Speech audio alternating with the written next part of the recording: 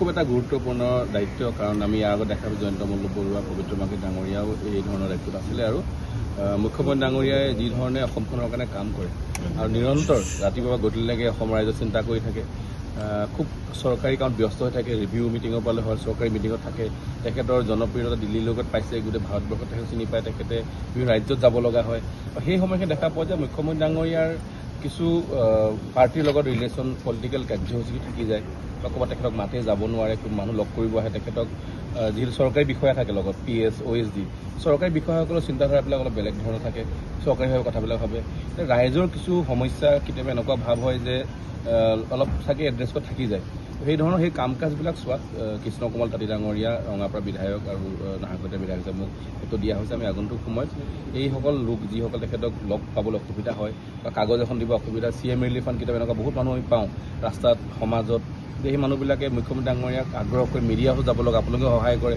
সেই সময়ে কামখিনি আমি চাব লাগিব। আমি পাৰ্টি অফিচত বহিব লাগিব নিৰন্তৰ সময়ত, ডেইলি তাত আমাৰ কাৰ্য থাকিব। পাৰ্টি অফিচত মুখ্যমন্ত্ৰীক লগ ধৰিব মানুহবিলাকে, যিসকলে কাগজ দিব আহে, সমস্যা লৈ মুখ্যমন্ত্ৰী মানে এইটো নহয় যে ডাঙৰ মানুহবিলাক, আমি একদম তলৰ গাঁৱৰ মানুহ যিবিলাক সমস্যা লৈ আহে, সমস্যাবিলাকৰ তেখেতৰ ওচৰত কেতিয়াবা গৈ লগ পাব নোৱাৰে, সেইসকল লগ পাই কথা পাতি কেনেকৈ সহায় কৰিব পাৰি সেই কাম চাব লাগিব। তেখেতৰ সেইকাৰণে পলিটিকেল ছেক্ৰেটাৰী বা সেইধৰণে কোৱা হয় পলিটিকেল কামখিনি তেখেতৰ জনসংযোগ, ৰাইজৰ লগত গাঁৱত গৈ কেনেকৈ কি হৈছে এইবিলাক চোৱা চিতা কৰি তেখেতক অলপ সহায় কৰিব লাগে, যাতে তেখেতে আৰু অসমখন আগুৱাই লৈ যায়। বিধায়ক ইতিমধ্যে বৃদ্ধি কৰাৰ কালি সিদ্ধান্ত লৈছে, নিশ্চয় আমি দেখা পাওঁ বহুত ৰাজ্যততো বহুত বেছি বিধায়ক পুঁজি থাকে, আৰু বিধায়ক পুঁজি আমাক 1 কোটি টকা আছিলে।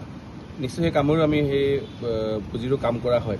যেতিয়া পুঁজি বৃদ্ধি হয় তেতিয়া দেখা যায় আৰু এই সকলো যে কাম কৰিব পাৰে, অকল ভাৰতীয় জনতা পাৰ্টি বুলি নহয়, সকলো বিধায়ক, আৰু বহুতে কয় যে বিৰোধীয়ে একো সুবিধা নাপায় বা চৰকাৰ বিৰোধীসকলৰ অঞ্চলত কাম নহয়। আজি বিধায়ক পুঁজি সকলো কাৰণে বাঢ়িছে, বিৰোধীয়ে হেৰি পাব, পুঁজি পোৱাৰ লগে লগে তেখেতলোকে সমষ্টিৰ কাম কৰে, ৰাইজৰ উপকৃত হ'ব, ৰাইজৰ কামখিনি হ'ব, আৰু ৰাইজে ভালকৈ নিজৰ আঁচনিবিলাক বিধায়কত ৰূপায়ণ কৰিব পাৰিব। চাওক, এইটো দায়িত্ব হয়, অকল আগতে এজন থাকে বা দুজন আছে, কৃষ্ণ কোমল তাঁতীও আছে, এতিয়া আপুনি এইটো মন্ত্ৰী নোপোৱা এডজাষ্টমেণ্ট বুলি ক'ব নোৱাৰি।